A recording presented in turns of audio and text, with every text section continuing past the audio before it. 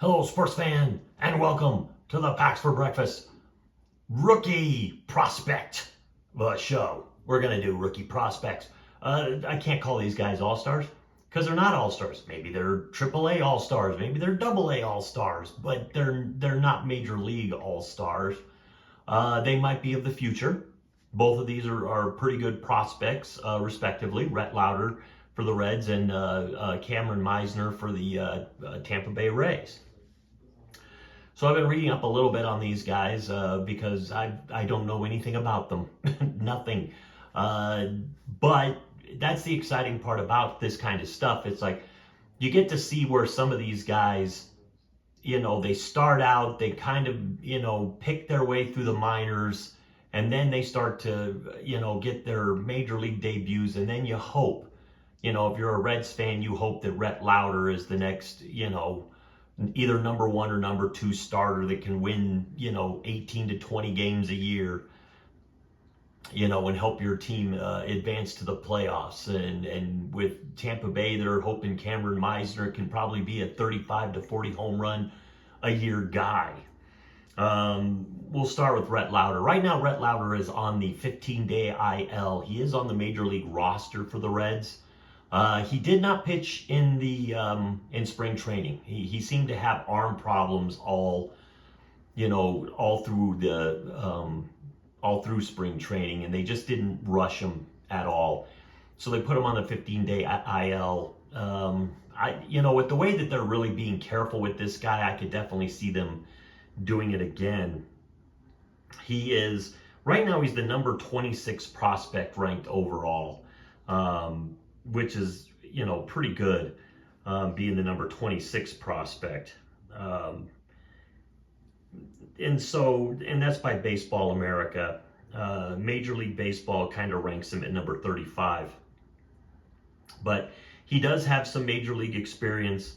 He did play last year for the Reds. He was 2-2 with a 1.17 ERA. He started 6 games and he struck out 22 guys. So you can see why the Reds are taking their time with a 23-year-old pitcher. This guy was the number 7 pick overall in the 2023 draft. So he has made it very quickly to the majors. He has a fastball that's about 93 or 94. I guess he's got a pretty good slider and changeup that are in the mid 80s that are pretty good strikeout pitches for him. He tends to get his fastball over the plate most of the time. He looks like he's a solid, he'll be a solid guy at the very least. But, you're hoping that this guy's going to be, a 20-game winner. We'll see once he actually finally gets to play this year. But the Reds have very high hopes. He was the number 1 prospect in the Reds organization.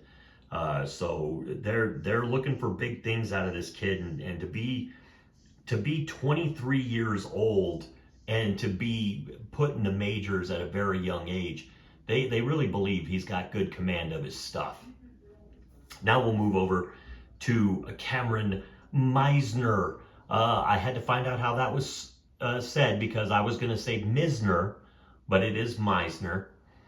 Cameron Misner, kind of a different road he's taken. He's 27 years old, and he's finally making it to the majors. He was in the majors last year.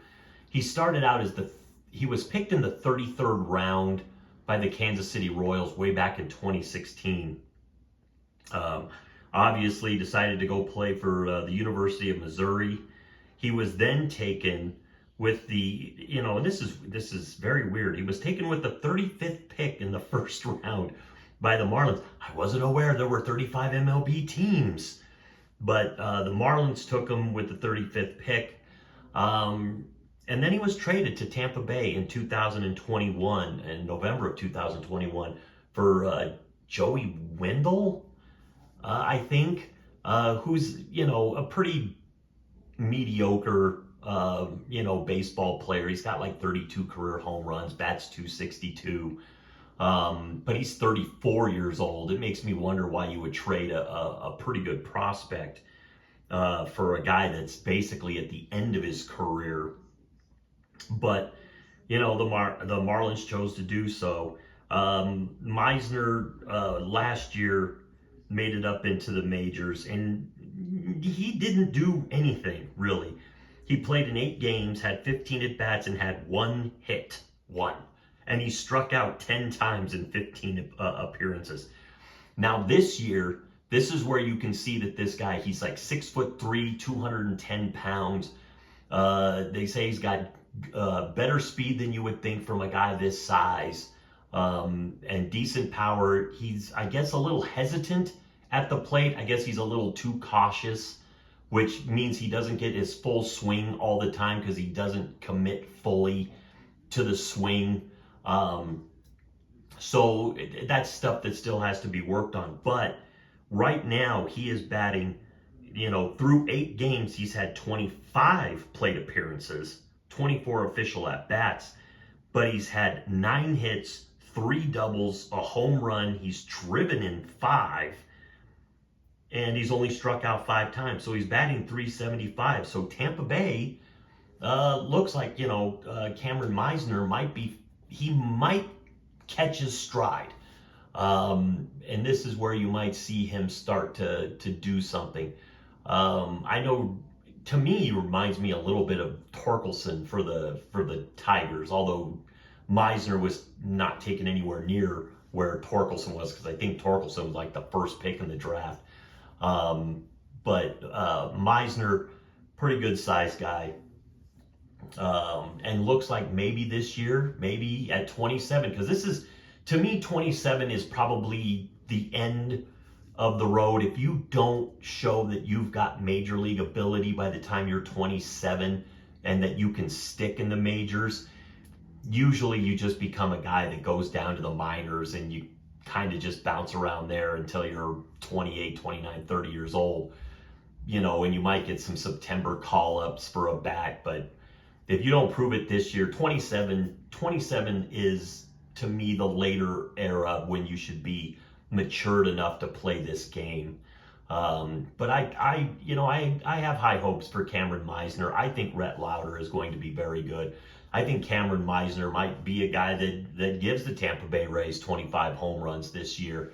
And if he can, it's like, great. I haven't seen evidence of the speed yet, but it might be that he's just a rangy outfielder. And that's all-star for now.